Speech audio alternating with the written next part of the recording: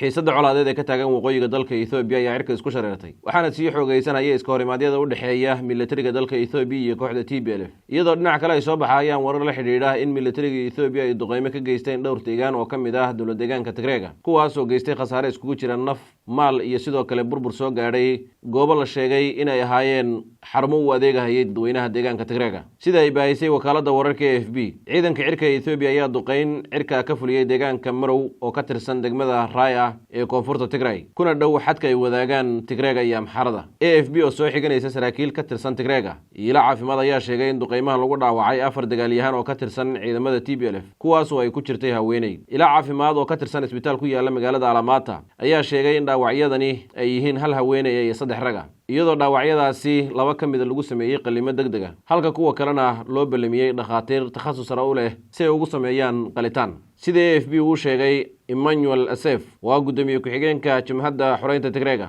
weerarkan ayaa dhacay maalintii Isniintii waxaana lagu bartilmaameedsaday goobo ku yaalay deegaanka Marow isagoo warbaahinta la hadlayana waxa uu yiri dowladda Ethiopia ayaa shalay duqeyn diyaaradaha duuliyaha lahayn loo adeegsaday ka fulisay deegaanka Marow ee degmada Raya waxaana ka dhashay khasaare iskugu jira naf iyo maal TPLF ayaa sidoo kale bayaan ay soo saartay talaadadii ku sheegtay in duqeymahan lagu bartilmaameedsaday ciidamada Tigreega isla markaana ay sababeen khasaare nafeed gudoomiye ku-xigeenka TPLF ayaa sidoo kale sheegay in mid ka mid ah goobaha ay duqeymahani ka dhaceen uu ahaa dugsi sare oo ku yaala deegaanka Marow si kastaba ha ahaatee warbaahintu ma aysan xaqiijinin in militariga Ethiopia ay beegsadeen dugsi sare iyo sidoo kale goobo dadweyne dhanka kale afayeenka ciidamada federaalka Ethiopia oo ay warbaahinta AFP la hadashay ayaa ka gaabsaday inuu ka jawaabo dhinaca kalena faahfaahin ka bixiyo duqeymaha la sheegay in militariga Ethiopia ay ka geysteen deegaanka Marow ee koonfurta deegaanka Tigreega arrintan ayaa ku soo beegmaysa xilli ay sii kordhayaan walaaca iyo xiisadda u dhaxaysa dowladda federaalka Ethiopia iyo TPLF iyadoo labada dhinac muddooyinkii u dambeeyay ay ku jireen ciidamo aruursi iyo sidoo kale inay iskaga hor yimaadeen furimo dhowr ah oo ka kala tirsan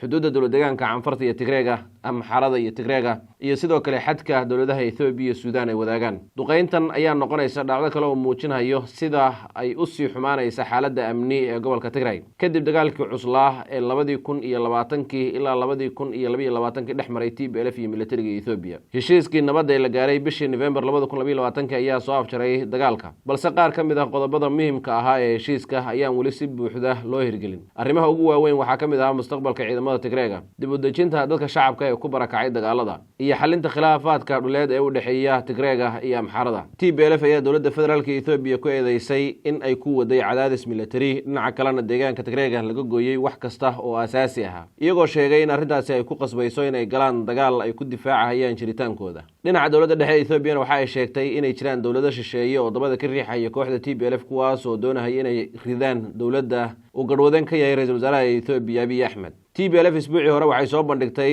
ciidamo aad u tiro badan oo ay sheegtay in ay ka qabatay militariga Ethiopia kadib dagaalkii ka dhacay xadka u dhaxeeya Ethiopia iyo Suudaan gaar ahaan degmooyinka Walqayd Waqooyi iyo sidoo kale deegaanka Shireero dhanka dowladda Ethiopia maanta waxay baahisay muuqaalka boqolaal la sheegay inay ka tirsanaayeen dagaalyahanada TPLF kuwaas oo lagu qabtay dagaalkaasi muuqaalkan dowladda federaalka Ethiopia ay baahisay waxaa ka soo muuqday dad waayeel ah caruur iyo sidoo kale haween la sheegay in lagu qasbay dagaalka kooxda TPLF wax jawaab kama aysan bixinin maxaabiista ay soo bandhigtay dowladda Ethiopia balse xubnahan maxaabiista oo warbaahinta la hadlay ayaa sheegay in TPLF ay dabada ka martay dhinaca kalena ay soo gelisay dagaalka bilihii u dambeeyay deegaanka Tigreega waxaa ka jiray kooxdan xoogan oo ay dhigayeen dadka shacabka ee deegaankaasi iyagoo sheegay in dhalinyarada dadka waayeelka iyo haweenka lagu qasbahayo in ay qaataan tababar aasaasi ah si ay qayb uga noqdaan dagaalka u dhaxeeya TPLF iyo dowladda federaalka Ethiopia dhanka kale maalmihii u dambeeyay waxaa soo baxayay in ciidamada dalka Eritrea ay soo galeen xuduudda dalka Ethiopia gaar ahaan dhinaca dowlad deegaanka Tigreega safiirada dowladda Ethiopia u fadhiya Soomaaliya iyo Kenya ayaana sheegay in Eritreaanku ay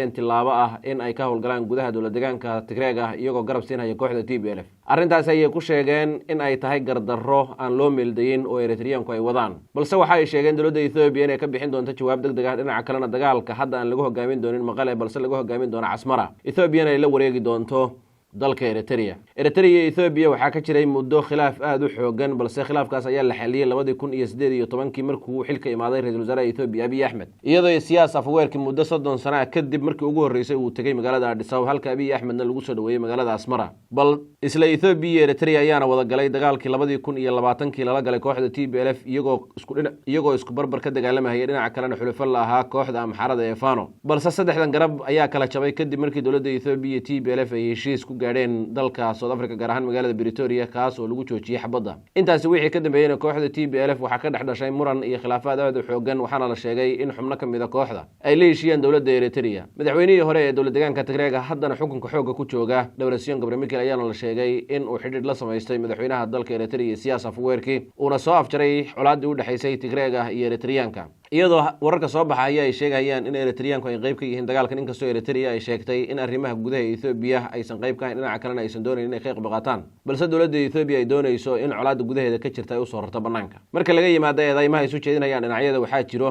isbahaysi lagaga dhawaaqay gudaha dalka Suudaan kuwaas oo ay ku midaysan yihiin asxaab siyaasadeed oo ka soo wada horjeeda dowladda Ethiopia waxaana la sheegay in isbahaysigan ay dhisayaan dowladaha Eritrea Masar iyo sidoo kale Suudaan ayna doonayaan inay xukunka kaga turaan ra'iisul wasaaraha Ethiopia Abiy Ahmed dowladahan ayaa haddana kala duwan oo siyaasadeed kale xaaladda dalka Ethiopia Eritreanku waxay aaminsan yihiin in jiritaanka Ethiopia uu mar walba khatar ku yahay dalka Eritrea sidoo kalena loo baahan yahay in cadow kasta oo ka dhan ah Ethiopia la garab istaago halka Masar iyo Ethiopia ay isku hayaan arrinta biyo xidhaanka Abay ayna aaminsan yihiin in nidaamka ama taliska Addis Ababa oo burburo uu soo dadejin karo in la joojiyo biyo xidhaankaasi amaba Masar ay soo farageliso dhinaca kalena ay saameyn ku yeelato hab socodka iyo qorshaha shaqo ee dhaamka Abay halka Suudaan ay aaminsan tahay in kooxda Damcu Sariic ama RSF ay maalgeliso dowladda Imaaraadka in loo soo maro dhinaca dowladda Ethiopia sanadii u dambeeyay waxaa soo baxayay in kooxdaasi ay saldhig ku leedahay gudaha deegaanka Benishangul iyo Gambela oo xuduud la leh dalka Suudaan Suudaaniyintuna waxay aaminsan yihiin in kacdoonka Ethiopia la xoojiyo si saameynta Ethiopia gudaha dalka Suudaan uu yaraado isku soo duuduub xaaladda waqooyiga Ethiopia ayaa hadda u muuqata mid saameyn xoogan ku yeelan doonta mandaqada gobolka Geeska Afrika colaadan hadday sii xoogaysta ayaana la sheegay in ay keeni doonto barakacaad u xoogan iyo burbur dowladeed iyo kale in dalka Ethiopia ay ka dhacaan dagaal u dhaxeeya qoomiyadaha kala duwan ee dalkaasi urur goboleedka IGAD midowga Afrika iyo beesha caalamka ayaana u soo jeediyay dhinacyada TPLF iyo dowladda dhexe ee Ethiopia inay miiska wadahadalka iskugu yimaadaan si xal looga gaadho xaaladda halkaasi ka taagan sidoo kale agaasimaha guud ee hay'adda caafimaadka adduunka ee WHO Tedros Adhanom horeyna u soo noqday wasiirka arrimaha dibadda ee dalka Ethiopia kana soo jeeda qoomiyadda Tigray oo soo saaray war-saxaafadeed ayaa sheegay in kooxda TPLF iyo dowladda Ethiopia looga baahan yahay inay miiska wadahadalka iskugu yimaadaan si xal looga gaadho colaadda waqooyiga dhinaca kalena looga hortago dagaal khadhaadh oo dhiig ku daato dhinaca kalena khasaaro ka soo gaadhay dalka Ethiopia isku soo duuduub xaaladda Ethiopia ayaa hadda u muuqata mid sii xumaanayso dhinacyaduna waxay soo urursanayaan hub iyo ciidan wixii ahayeen militariga Ethiopia waxaa lagu soo ururinayaa furimaha hore halka TPLF ay soo buux dhaafisay xuduudaha ay la wadaagta deegaanka Canfarta iyo sidoo kale deegaanka Amxaarada ee dalka Ethiopia